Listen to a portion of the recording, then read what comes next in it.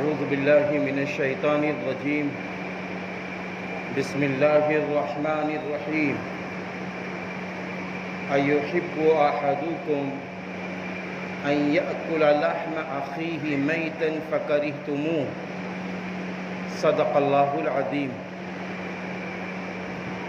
معزز باوقار اللہ کے محبوب بندوں، ہمارا سماج، آپ کا سماج چین سکون قرار اس وقت پائے گا جب سماج کی کچھ ایسی بیماریاں جیسے غیبت اور اسی طرح چغل خوری اور اسی طرح الزام تراشی، بہتان، جب ان باتوں سے ہمارا سماج پاک ہوگا تو ہم آپ چین سکون قرار پائیں گے، کیونکہ اللہ تعالیٰ نے کلام الہی میں فرمایا ہے ایحب احدکم ان یأکل لحم اخیہ میتا فکرہتموہ،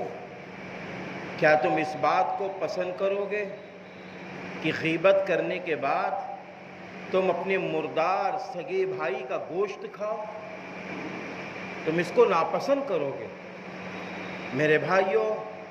جب کوئی شخص غیبت کرتا ہے تو کلام اللہ کی روشنی میں وہ اپنے سگے مردار بھائی کا گوشت کھانے کے برابر ہوتا ہے۔ رسول اللہ صلی اللہ علیہ وسلم کے زمانے میں 2 عورتوں نے روزہ رکھا، بہت ساری عورتوں مردوں نے روزے رکھے، ان میں سے 2 عورتوں نے روزہ رکھا۔ ان کو روزہ بہت لگا، اتنا لگا کہ وہ حیران پریشان ہو گئیں۔ رسول اللہ صلی اللہ علیہ وسلم کے سامنے ذکر ہوا کہ 2 عورتوں کو روزہ بہت لگ رہا ہے۔ آپ صلی اللہ علیہ وسلم نے ان کو بلایا اور اس کے بعد الگ الگ پیالے دیے، فرمایا اس میں قے کرو، اس میں الٹی کرو۔ ان لوگوں نے جب قے کیا تو دونوں کے منہ سے گوشت کے لوتھڑے گرے،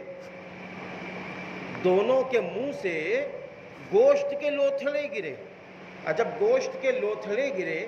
تو وہ عورتیں کہنے لگی اللہ کے رسول کئی دن سے ہم نے گوشت ہی نہیں کھایا ہے، اے اللہ کے رسول کئی روز سے ہم نے گوشت ہی نہیں کھایا ہے، یہ لوتھڑے گوشت کے کہاں سے آ گئے؟ حضور پاک صلی اللہ علیہ وسلم نے فرمایا اے عورتوں، تم نے غیبت کی ہے، تم نے اپنے سگے مردار بھائی کا گویا گوشت کھایا ہے، یہ اس کے لوتھڑے۔ آج بہت چٹخارے سے، بہت مزہ لے کر غیبت ہوتی ہے۔ اب غیبت، الزام، بہتان کہتے کسے ہیں؟ ایک موقع پر رسول اللہ صلی اللہ علیہ وسلم کے سامنے صحابہ نے پوچھا اللہ کے رسول ایک شخص ہے، میرے بھائیوں غور سے سننا، یہ ایک شخص ہے اور وہ شخص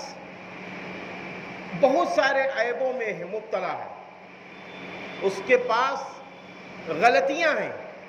اس میں وہ غلطی پائی جا رہی ہے۔ اللہ کے رسول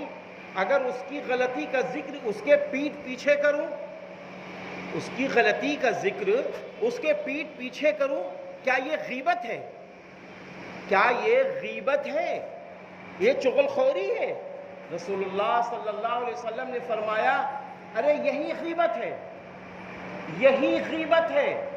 کہ جو تمہارے بھائی میں بری بات ہے اس کا ذکر پیٹھ پیچھے کرنا، اسی کا نام تو غیبت ہے۔ اور پھر آگے فرمایا اگر اس میں وہ عیب نہیں ہے اور اس بات کو کہ وہ عیب دار ہے اور اس میں عیب نہیں ہے اور تم نے اس کے پیٹھ پیچھے کہہ دیا تو یہ الزام، یہ بہتان ہے۔ میرے بھائی آج بتاؤ کتنا مزہ آتا ہے، میں آپ سے سچ کہہ رہا ہوں، جھوٹ نہیں بتا رہا ہوں آپ سے، اس میں ہم سب مبتلا ہیں۔ جب کسی کی غیبت کرو کہ فلاں کے گھر کے بیٹی، ارے تو دوسرا بھی بولے گا ارے اس کا بیٹا تو بہت بدتر ہے، تیسرا بولے گا ارے پوچھئے نہیں، اور ہم بھی اس میں اگر بیٹھے ہو تو قسم خدا پاک کی کھا کے کہتا ہوں، اگر توجہ نہ دی ہم نے اپنے اوپر کہ غیبت کرنا غلط ہے، اسلام نے غیبت منع کیا ہے، تو آپ سے زیادہ غیبت ہم کریں گے۔ میں آپ سے سچ کہہ رہا ہوں۔ کیوں؟ غیبت کرنے میں مزہ بہت آتا ہے۔ جیسے چائے پینے میں مزہ آتا ہے، اچھا قورمہ کھانے میں مزہ آتا ہے، اچھے پراٹھے کھانے میں مزہ آتا ہے، ایسا ہی غیبت کرنے میں بھی بڑا مزہ آتا ہے، بہت لطف آتا ہے۔ آپ کبھی دیکھیے کہ ایک آدمی کو اپنے وہاں بٹھائیے، اس کو چائے پلائیے اور شروع کر دیجئے، فلاں حاجی صاحب، فلاں ڈاکٹر صاحب، فلاں مفتی صاحب، فلاں مولانا صاحب، فلاں تاجر آدمی، ایسا ایسا ایسا، پھر دیکھو کتنی باتیں ہوں گی، اور اس کے بعد وہ محفل جب ہٹے گی تو بہت خوش ہو کے لوگ اٹھیں گے، اچھا بھائی چلتے ہیں، پھر ملیں گے، اتنے خوش ہوں گے، اتنے خوش ہوں گے، کیونکہ غیبت کرنے سے مزہ بہت آیا، بہت دل خوش ہوتا ہے۔ کیوں؟ شیطانی جال ہے یہ کہ تم غیبت کرتے رہو، تم الزام تراشی کرتے رہو۔ اب جس کی غیبت کی گئی، اب وہاں اگر ہماری دکان ہے، ہم نے آپ کو اپنی دکان میں بلا لیا اور آپ سے ہم نے غیبت کی کہ فلاں مولانا صاحب، فلاں ڈاکٹر صاحب، فلاں صاحب، ان کے بیٹے میں یہ خرابی ہے، ان کی بیٹی میں یہ خرابی ہے، اور حقیقت میں یہ خرابی ہے، اسی کا نام تو غیبت ہے۔ اب کیا ہوا؟ ایک کسٹمر کھڑا ہے،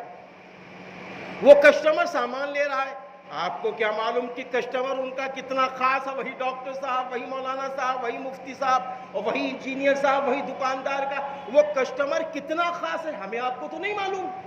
اب کیا ہوا؟ اس کسٹمر نے جا کے اس سے غیبت کی، سنا؟ ارے سنا کچھ کیا؟ اما ہم دکان پہ گئے تھے، وہ فلاں صاحب اتنے اچھے اللہ والے، اما وہ تمہاری بیٹی کی غیبت کر رہے تھے۔ اگر وہ عقل مندی سے کام نہیں لے کر کہے گا ارے ان کی بیٹیاں خود خراب ہیں، ان کے بیٹے تو خود خراب ہیں، اب یہ آگ لگتی چلی گئی۔ آپ کے اس کے تعلقات پہلے سے بہت اچھے ہیں، بہت اچھے تعلقات ہیں، اور کبھی آپ پہنچ گئے اس کے گھر، پہلے تو وہ چائے کے ساتھ پراٹھا بھی کھلاتا تھا، ڈوسے بھی کھلاتا تھا، اور کھانا بھی پوچھتا تھا۔ اب جب پہنچے اس کے گھر تو وہ بیٹھا ہوا ہے، اچھا اچھا آ گئے بیٹھیے بیٹھیے، اور جب چلنے لگے ارے آپ نے چائے نہیں پی، چلیے آئندہ چائے پی لیجئے گا۔ اب آپ پریشان ہوں گے، یار یہ پانی پہلے پوچھتا تھا، یہ چائے بھی دیتا تھا، چائے کے ساتھ وائی بھی آتی تھی، آج اس کو کیا ہو گیا؟ اب پر آپ یا ہم یہ نہیں سوچ رہے کہ ہم نے ایک دکان پہ غیبت کی تھی، ہم نے اس کی لڑکی کی غیبت کی تھی، ہم نے اس کی برائی کی تھی، اس کے کانوں تک پہنچ گئی، ہمارے آپ کے ذہن میں نہیں ہے، لیکن وہاں تک وہ بات پہنچ گئی ہے، وہ ہم سے بدظن ہو گیا۔ ایسے ہی ہمارا سماج ایک دوسرے سے بدظن ہوتا چلا جا رہا ہے، ہمارا سماج ایک دوسرے سے نفرتوں کی دیواروں میں چلا جا رہا ہے۔ پہلے میرے بھائی سچ بتا رہے ہیں، ہم لوگ چھوٹے تھے، سچ بتاؤ قسم خدا پاک کی کھا کے کہہ رہا ہوں، مسجد میں آج چھوٹے تھے، اپنے گھر پہ ٹھیلیا لیتے تھے اور بانس ہوتے تھے، تو وہ ڈگن ہوتی تھی، ڈگن شکار کھیلنے والی، اس کو اپنے پیروں سے تیل لگا کے سیدھا کرتے تھے، 1 روپیہ ڈگن چلائے سرائے پہ ہم لوگ بیچنے جاتے تھے، اور مچھلی لیتے تھے، مچھلی بچ جاتی تھی، مچھلی بیچنے جاتے تھے۔ سچ کہہ رہا ہوں میں آپ سے، یہ 20 فٹے بانس، سوت والے بانس 20 فٹے، یہ 20 فٹے بانس ہم 10 ادھر لاتے تھے، 10 ادھر لاتے تھے، اور ہم دونوں بھائی ٹھیلیا لے کے چلتے تھے، اور چل کے پورے قصبے میں چلتے تھے، 120 روپے کے 10 بانس بکتے تھے میرے بھائی۔ تو اس دور میں جب غربت تھی، اتنی محنت تھی، اور اپنے قصبے کو دیکھتے تھے، بڑی اچھی اچھی بلڈنگیں نہیں بنی ہیں، بڑی اچھی اچھی دکانیں نہیں بنی ہیں، تب محبتوں کا عالم یہ تھا کہ جوان لڑکیاں کم نظر آتی تھی، میں نے یہ سنا ہے،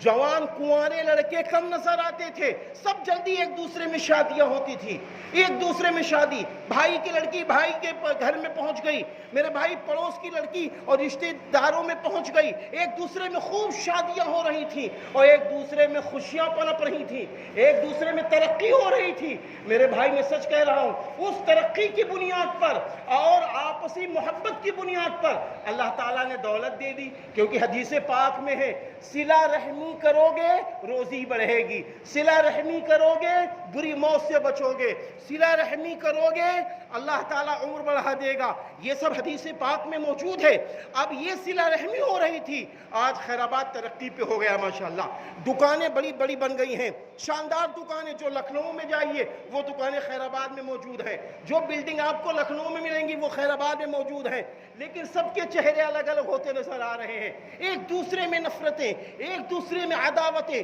ایک دوسرے میں کیوں؟ اس لیے کہ غیبت جیسی بیماری بڑی تیزی سے پھیل گئی ہے، حسد کی بیماری بڑی تیزی سے پھیل گئی ہے، حسد کی بیماری، حسد کسے کہتے ہیں؟ کہ اگر ایک آدمی اٹھ رہا ہے تو یہ اٹھ کیوں رہا ہے؟ یا تو اس کے پاس وہ جو نعمت ہے، وہ جو عزت ہے، اگر اس کی دکان بہت اچھی چل رہی ہے، یا تو اس کی دکان نہ چلے، ایک تو دل میں یہ آیا، یہ اٹھ رہا ہے اما یہ آگے چل کے ترقی کرے گا، تو اب دل میں آیا یا تو اس کی دکان نہ چلے، دوسرا دل میں آیا چلے یا نہ چلے اس کی دکان بند ہو جائے، تیسرا دل میں آیا اس کی بھی دکان بند ہو ہم کو بھی نہ ملے،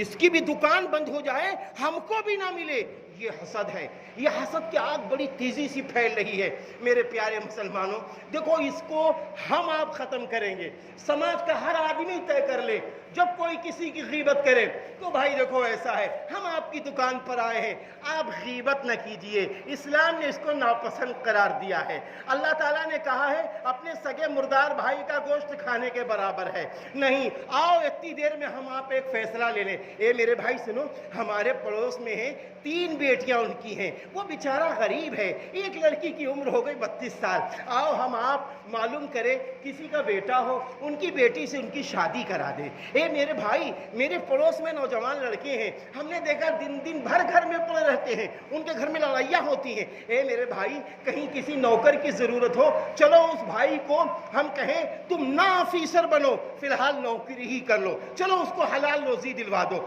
میرے پیارے مسلمان بھائیوں، یہ گفتگو کرو، کسی کی عزت بڑھانے کی باتیں کرو، کسی کی نوکری بڑھانے کی باتیں کرو، کسی کی دکان کمزور ہو رہی ہے، کبھی غور تو کرو، ایک آدمی کی دکان میں سامان بہت